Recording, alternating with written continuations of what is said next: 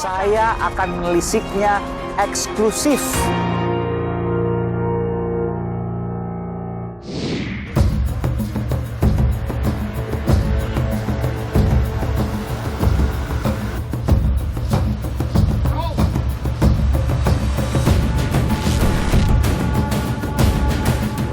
Dan saudara, kita menuju ke kantor Kemenko Polhukam kembali untuk saya melanjutkan wawancara. Ada sejumlah rapat sana, diantaranya adalah rapat yang akan dilakukan oleh Menko Polhukam Mahfud MD, rapat BLBI. Nanti saya akan tanyakan soal itu.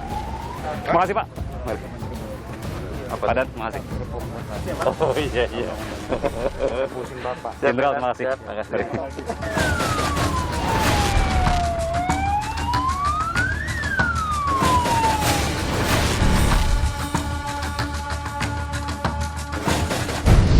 Dan saudara, saya kembali berkesempatan untuk mewawancarai Menko, Menteri Koordinator Bidang Politik, Hukum, dan Keamanan, Mahfud MD. Pak Mahfud, terima kasih Pak Mahfud.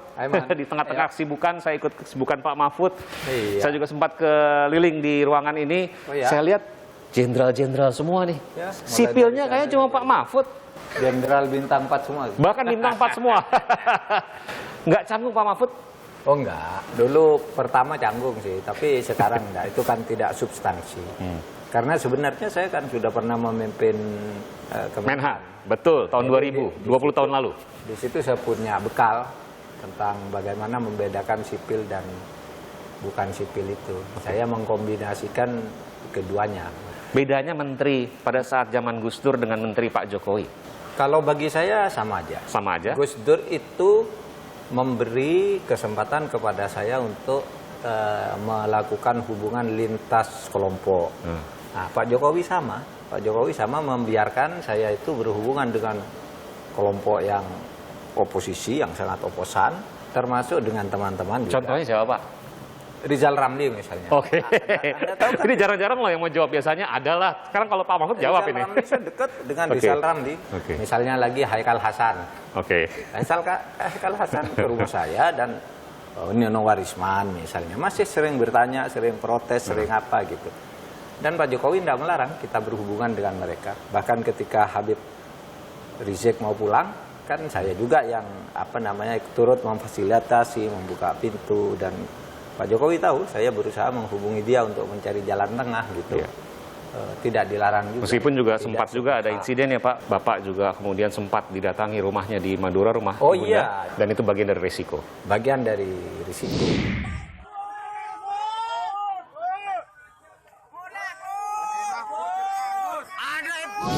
Karena negara hukum, Iya, jadi karena ada negara hukum. kejelasan di situ. Iya. Termasuk juga negara hukum, saya ingin bicara soal satu ini Pak.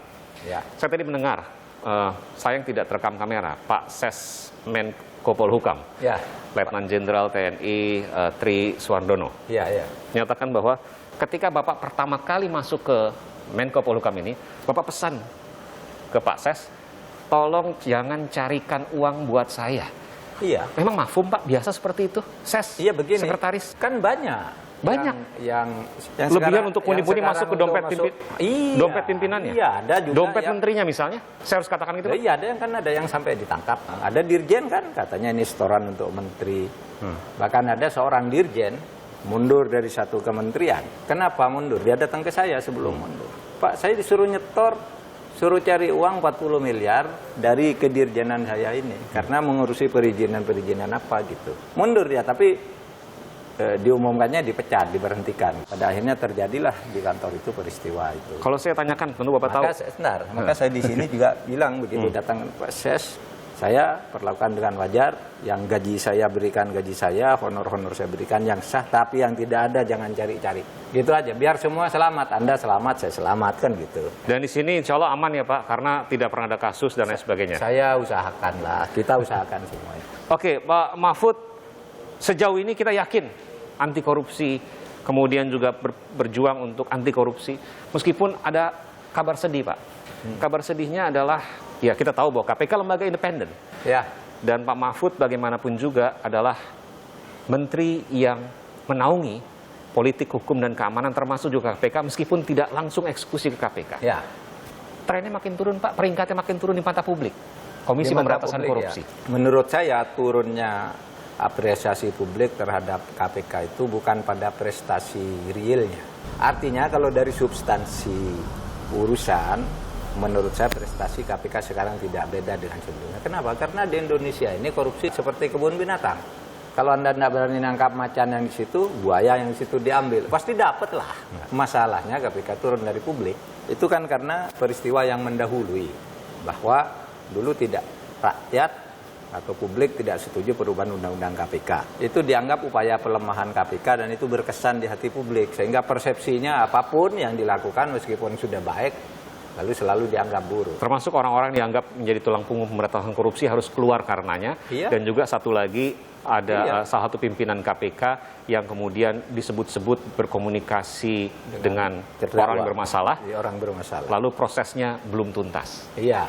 Ya, sejak Gimana dulu, pandangan Bapak soal itu? Enggak, sejak dulu orang nakal itu di mana-mana selalu ada. Tapi dituntaskan, Pak? Hah? Dituntaskan? Misalnya saya sebutkan saja salah satu pimpinan KPK yang disebut-sebut Lili Pintauli Iya, Siregar. Lili Pintauli, ya itu urusan KPK ya. Kan sekarang masih berlangsung. Iya. Masih berlangsung di pengadilan. Saya hanya ingin mengatakan begini, publik itu marah kenapa presiden itu tidak mengeluarkan perpu. Kan itu yang dulu Atas revisi undang-undang KPK. ya. Nah, saya tahu masalahnya memang pada waktu itu pilihannya tidak mudah bagi presiden. Bahayanya kalau perpu dikeluarkan ternyata ditolak oleh DPR padahal ini sudah terlanjur keluar. Proses keluarnya perpu sampai penolakan oleh DPR itu kan ada proses-proses hukum pidana korupsi. Ini bisa batal semua nih.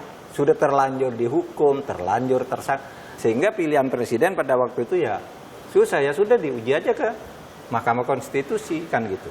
Dan itu menurut saya rasional pertimbangan politiknya. Bahwa kalau keluar perpu ditolak gimana. Bahwa kemudian ke MK, nah lain lagi. MK itu tugasnya tidak boleh membatalkan sesuatu yang jelek. Kalau tidak salah, kan ada kan? Ya. Seperti Aiman makan bakso dicampur es, itu jelek kan? Ya. Nggak ada orang, tapi kan tidak salah kalau Anda suka. Sama dengan undang-undang KPK itu, ya begini undang-undang DPR, ini kan tidak salah, cuma soal pilihan politik. Ini yang disebut open legal policy. Jadi efeknya memang Bapak akui bahwa memang dari revisi undang-undang KPK yang kemudian berujung pada peristiwa-peristiwa yang kemudian mendahului. Termasuk juga tadi ada anggapan tulang punggung pemberantasan korupsi kemudian juga harus keluar meskipun ada alasan semua dari situ. Iya tentu. Pasti ada plus minusnya setiap saat. Bantuan likuiditas Bank Indonesia 110 triliun rupiah lebih. Jadi dipidana Pak yang nggak mau bayar, yang nunggak? Enggak, kalau yang nunggak itu kan perdata. Tetapi kalau yang menggelapkan data gini loh. Anda dapat bantuan likuiditas Bank Indonesia. Oke, berapa? 3 triliun. Anda ngasih ke saya nih rumah, ini tanah, ini gitu.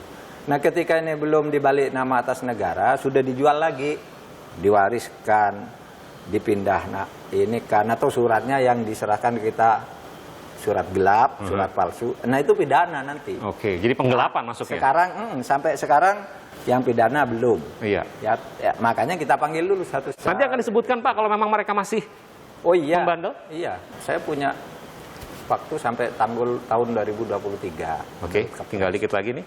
Jadi tahun 2022 itu kita selesaikan dulu panggil satu persatu siapa yang kita identifikasi siapa yang bermasalah, siapa yang tidak mau bayar, siapa yang bayar.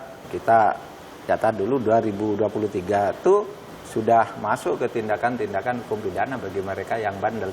Termasuk juga ada ancaman terkait BLBI Pak karena kita tahu bahwa ini adalah orang-orang yang punya uang banyak, punya kekuasaan besar zaman dulunya. Sementara siapa sih seorang Mahfud MD?